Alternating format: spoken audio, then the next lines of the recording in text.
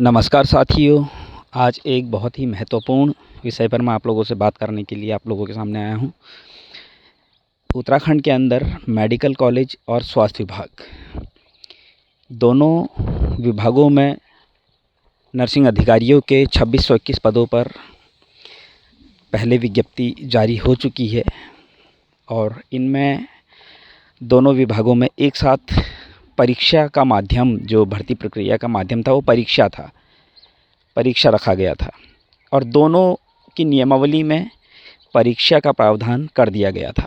अलग अलग नियमावली नहीं बनी थी, नियमावली एक साथ चेंज हुई थी। मैं आप लोगों को बताना चाहता हूँ, समय आप लोगों ने, बहुत सारे लोगों ने आरटीआई के माध्यम से मांगा था, मैंने भी मांगा था और मैंने अपनी इस वीडियो में वो आरटीआई का जिक्र भी किया है। उस आरटीआई को मैंने आप लोगों के सामने रखा भी है, स्क्रीन पर आप देख सकते हैं। ये 2022 की है और मैंने 2015 की, 2020 की और दो अलग अलग आरटीआई, मैंने जो आरटीआई से मुझे जवाब मिला मैंने वो सारी अपनी इस वीडियो में आप लोगों के सामने रखी है। तो मैं आप लोगों को बताना चाहता हूँ, 12 दिसंबर 2020 को जब विज्ञप्ति आई थी तो स्वास्थ्य विभाग के 1238 पदों पर आई थी। उसके बाद सरकार द्वारा संशोधित विज्ञप्ति निकाली गई। संशोधित विज्ञप्ति जब निकाली गई उसमें मेडिकल कॉलेज, चिकित्सा विभाग और चिकित्सा शिक्षा विभाग, ये दोनों पदों पर विज्ञप्ति निकाली गई। और जब इसका सभी लोगों ने आरटीआई के माध्यम से इसका शासनादेश या फिर नियमावली जिसको कहते हैं, नियमावली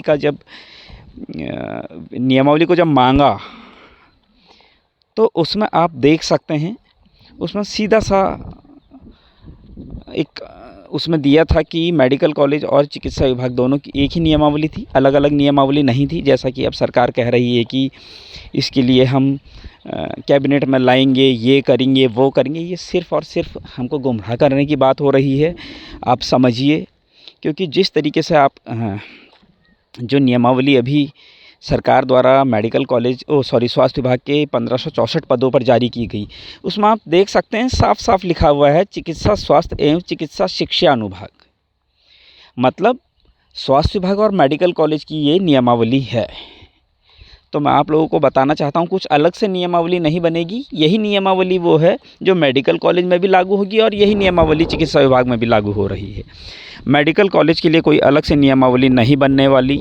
मेडिकल कॉलेज की नियमावली बन चुकी है। सरकार के ऊपर अब हमने सिर्फ़ और सिर्फ एक ही दबाव डालना है कि जल्द से जल्द मेडिकल कॉलेज के 1400 पदों को निकाला जाए। वर्षवार नियुक्ति तो होनी ही है उसमें, क्योंकि मेडिकल कॉलेज की भी यही नियमावली है, तो वर्षवार नियुक्ति तो होनी है। अब हमारा क्या काम है? हमारा काम है, हम पूरे उत्तराखंड के जितने भी बेरोजगार नर्सिंग साथी हैं, हम लोग एक होकर मेडिकल कॉलेज के 1400 पदों पर जल्द से जल्द भर्ती प्रक्रिया शुरू करो। इस प्रकार का दबाव हम सरकार पर बनाएं। चाहे आप अपने ज़िले के माध्यम से, जो जिस ज़िले में रहता है उस ज़िले में जिला अधिकारी के माध्यम से, उप जिलाधिकारी के माध्यम से, तहसीलदार के माध्यम से, या फिर अपने जनप्रतिनिधि जितने हैं आपके, चाहे वो विधायक हैं या फिर सांसद हैं या कोई मंत्री हैं, उन सभी के माध्यम से ज्ञापन दीजिए कि मेडिकल कॉलेज के 1400 पदों पर जल्द से जल्द भर्ती प्रक्रिया शुरू की जाए। बस हमने इतना ही करना है। नियमावली हमारे पास है और मैं कुछ प्रमाण आप लोगों के सामने लाया हूं। जैसा आप देख सकते हैं, जब 12 दिसंबर 2020 को भर्ती प्रक्रिया शुरू हुई थी तो उस टाइम पर क्या लिखा था, उस टाइम पर आप देख सकते हैं। उस विज्ञप्ति को आप देखिएगा जो 12 दिसंबर 2020 को जारी की गई थी। उसमें लिखा था स्वास्थ्य विभाग, मतलब स्वास्थ्य विभाग के 1238 पदों पर निकली थी वो, तो सिर्फ स्वास्थ्य विभाग का जिक्र हुआ था। चिकित्सा विभाग उत्तराखंड के अंतर्गत स्टाफ नर्सेस की भर्ती, इस तरह से उस विज्ञप्ति में लिखा गया था। और जब मेडिकल कॉलेजेस के पद भी आए तो तब चिकित्सा विभाग एवं चिकित्सा शिक्षा विभाग, आप देखिएगा दोनों विज्ञप्तियों को देखिएगा किस तरह से उसमें अलग अलग लैंग्वेज का इस्तेमाल हुआ है। क्योंकि मेडिकल कॉलेज के पद जब उसमें ऐड कर दिए गए तो चिकित्सा शिक्षा विभाग को भी उसमें ऐड किया गया। और उस टाइम पर जो नियमावली हमने मांगी थी वो भी मेडिकल कॉलेज और स्वास्थ्य विभाग दोनों की थी। उसमें आप देख सकते हैं नियमावली में। और आज जो नियमावली सरकार द्वारा सार्वजनिक की गई, जिसके बाद स्वास्थ्य विभाग के 1564 पदों पर विज्ञप्ति जारी हुई, तो उसमें भी सीधे सीधे से आप पढ़ सकते हैं। उस नियमावली को आप देखिएगा, जिसके पास नहीं है वो मुझसे वो नियमावली ले सकता है। वैसे लगभग सभी के पास वो नियमावली होगी। उसमें साफ साफ लिखा हुआ है चिकित्सा विभाग एवं चिकित्सा शिक्षा विभाग, मतलब स्वास्थ्य विभाग और मेडिकल कॉलेज के लिए वो नियमावली है। अब नियमावली क्योंकि बन चुकी है, तो अब नियमावली बनाने के शासनादेश की तो बात करनी ही नहीं है। अब बात क्या करनी है? बात करनी है कि मेडिकल कॉलेज के 1400 पदों पर जल्द से जल्द भर्ती प्रक्रिया शुरू की जाए। ये हमारा बहुत ही अहम मुद्दा है। दूसरा मुद्दा हमारा है बाहरी राज्यों के जितने भी आवेदन करते हैं उनके आवेदनों को निरस्त किया जाए। आरटीआई लगाइए आप, ज़्यादा से ज़्यादा आरटीआई लगेगी तो उससे कहीं ना कहीं क्या होता है, विभाग और सरकार दोनों दबाव में आते हैं। हमारी जागरूकता कहीं ना कहीं हमारे लिए बहुत बड़ा बेनिफिट देगी हमें। तो आरटीआई के माध्यम से आप मांगिए। मैं भी लगातार सूचना का अधिकार अधिनियम 2005 का प्रयोग करते हुए अपने अधिकारों के लिए जागरूक हूँ और अपने अधिकारों को सुरक्षित रखने के लिए मैं हर एक वो कोशिश कर रहा हूँ जिससे कि मैं अपने और अपने साथ वालों के अधिकारों को सुरक्षित रख सकूँ। ये हमारे उत्तराखंड के बेरोज़गार नर्सेज की लड़ाई है। इसमें उत्तराखंड के अलावा बाहर का कोई भी व्यक्ति नहीं लगना चाहिए।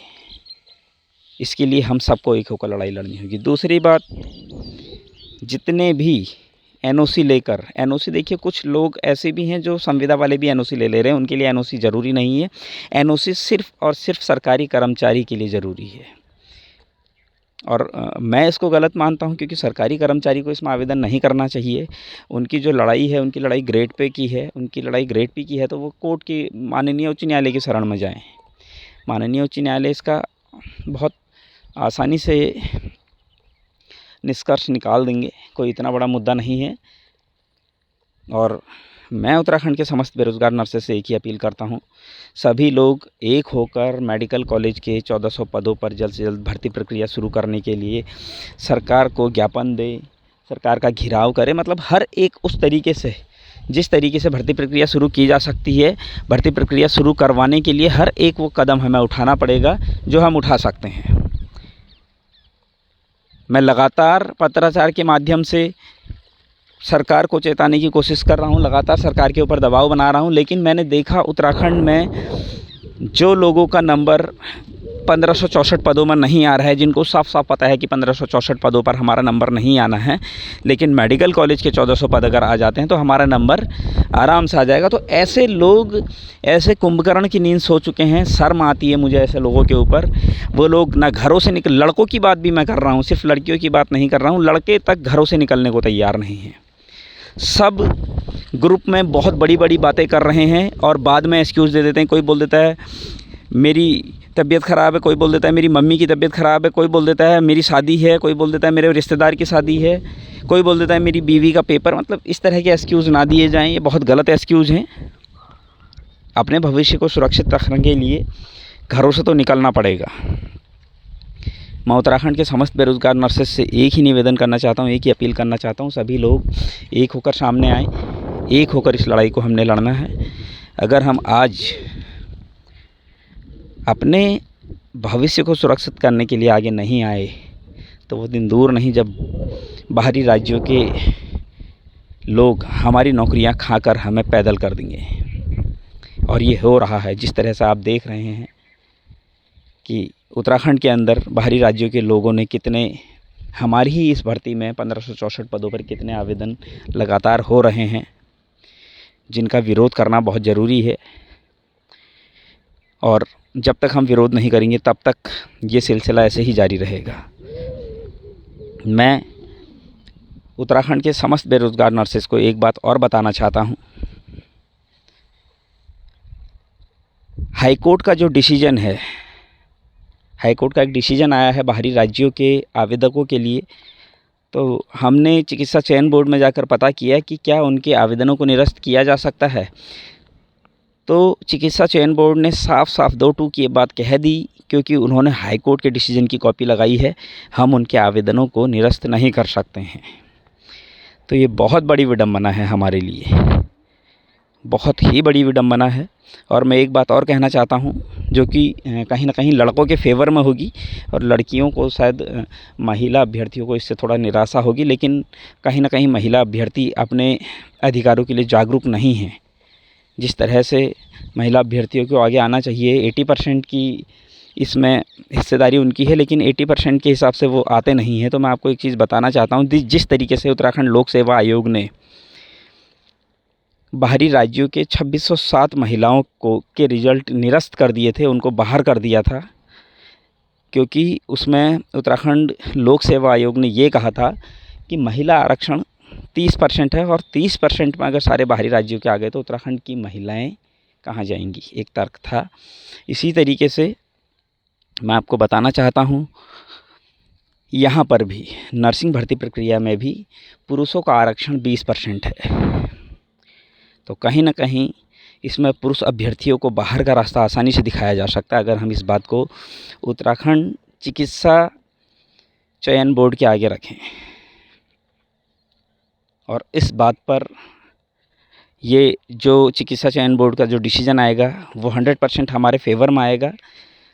और लेकिन मैं ये चाहता हूँ कि इसमें महिलाएं और पुरुष जितने भी बाहरी राज्यों के हैं सभी बाहर हों। तो इसके लिए सभी को एक होकर आगे आना पड़ेगा। अगर महिलाओं को लगता है कि नहीं हमें कुछ नहीं करना है, तो इसमें पुरुषों को तो बेनिफिट मिल ही जाएगा, चाहे वो कोर्ट के माध्यम से है, चाहे वो कहीं से भी है, हर जगह से पुरुषों को बेनिफिट मिल जाएगा। पुरुषों के पक्ष में इसमें निर्णय आ जाएगा, बाहरी राज्यों के पुरुषों को बाहर कर दिया जाएगा। अगर कोई भी किसी भी तरीके से, चाहे वो माननीय उच्च न्यायालय की शरण में जाता है या फिर चिकित्सा चयन बोर्ड के सामने अपनी बात रखता है, क्योंकि लॉजिक है, सिर्फ 20% और 20% में भी अगर बाहरी राज्यों के आ गए तो फिर उत्तराखंड के बेरोजगार पुरुषों का क्या होगा। मैं अभी भी आप सभी लोगों से एक ही निवेदन कर रहा हूँ, सभी लोग एक होकर आगे आएँ। ये लड़ाई हम सब की है, महिला और पुरुष अलग अलग नहीं है, सभी लोग एक होकर आगे आएंगे, एक होकर लड़ाई लड़ेंगे तो हम बाहरी राज्यों के जितने भी आवेदन करते हैं उनके आवेदनों को निरस्त करा सकते हैं। लेकिन इसके लिए हम सबको एक होकर आगे आना पड़ेगा। मेडिकल कॉलेज के 1400 पदों को जल्द से जल्द मेडिकल कॉलेज के 1400 पदों पर भर्ती प्रक्रिया शुरू हो, इसके लिए हमको आवाज़ उठानी पड़ेगी। चाहे वो अपने ज़िला स्तर पर उठाएं, चाहे कैसे भी हो, हमारी आवाज़ सरकार तक पहुंचनी चाहिए। सरकार को पता तो चले कि विरोध हो रहा है, सरकार को पता तो चले कि हाँ कहीं ना कहीं जहाँ पूरे प्रदेश में बेरोज़गार लगातार आंदोलन कर रहे हैं, तो कहीं ना कहीं क्या है, सरकार डरी हुई है, कहीं ना कहीं सरकार दबाव में है। और मैं आप सभी से एक ही निवेदन करना चाहता हूँ, सभी लोग मेडिकल कॉलेज के 1400 पदों पर जल्द से जल्द भर्ती प्रक्रिया शुरू करवाने के लिए अपने अपने स्तर पर काम करना शुरू करें। कोई ये ना सोचे कि सिर्फ गिने चुने 4 लोग ही इस काम को करेंगे क्योंकि उनका ठेका है। जिसको नौकरी चाहिए उसको घर से आगे आना पड़ेगा, घर से बाहर निकलना पड़ेगा, हल्ला करना पड़ेगा, तभी जाकर मेडिकल कॉलेज के पदों को हम निकलवा सकते हैं। और इसके लिए जब तक हम दबाव नहीं बनाएंगे सरकार के ऊपर, तब तक ये भर्ती प्रक्रिया हम शुरू नहीं करवा सकते हैं। कुछ नहीं करना है, मेडिकल कॉलेज की नियमावली बनी पड़ी है। जो कह रहे हैं यहाँ फ़ाइल अटक गई, वहाँ फ़ाइल अटक गई, ये सिर्फ़ और सिर्फ हमको गुमराह कर रहे हैं। एक बार स्वास्थ्य विभाग के 1564 पदों पर भर्ती प्रक्रिया ख़त्म हो गई, नियुक्तियां मिल गई, उसके बाद मैं आपको लिख के दे देता हूं, कोई भी बंदा पूरे उत्तराखंड में आवाज़ उठाने को तैयार नहीं होगा, सब अपने अपने घरों में छुप जाएंगे। अभी भी मैं आप लोगों को कह रहा हूं, अभी बहुत बड़ी संख्या में हमारी स्ट्रेंथ है। फिर लोग आधे हो जाएंगे, जिन लोगों का सिलेक्शन हो जाएगा वो कभी आप लोगों का सपोर्ट नहीं कर पाएंगे, क्योंकि कहीं ना कहीं होता ही है। आज हम आगे आ रहे हैं, आज हम लगातार आप लोगों से रिक्वेस्ट कर रहे हैं कि आप लोग आइए, तो आज आप लोग नहीं आ रहे हैं, तो बाद में अगर हमारा सिलेक्शन हो जाता है तो फिर हम लोग कैसे आएंगे, आप खुद सोचिए। सभी लोग एक होकर आगे आए, मेडिकल कॉलेज के 1400 पदों को जल्द से जल्द हमने निकलवाना है, उन पर आवेदन प्रक्रिया शुरू करवानी है। और इसके लिए जब तक हम हल्ला नहीं करेंगे तब तक ये होना नामुमकिन है। मैं उत्तराखंड के समस्त बेरोज़गार नर्सेस से एक ही अपील कर रहा हूँ, सभी लोग अपने अपने ज़िलों में जिलाधिकारी के माध्यम से सिटी मजिस्ट्रेट के माध्यम से, उप जिलाधिकारी के माध्यम से, विधायक के माध्यम से, मंत्री के माध्यम से, सांसद के माध्यम से ज्ञापन दीजिए और इस भर्ती प्रक्रिया को पूरा करवाइए। धन्यवाद।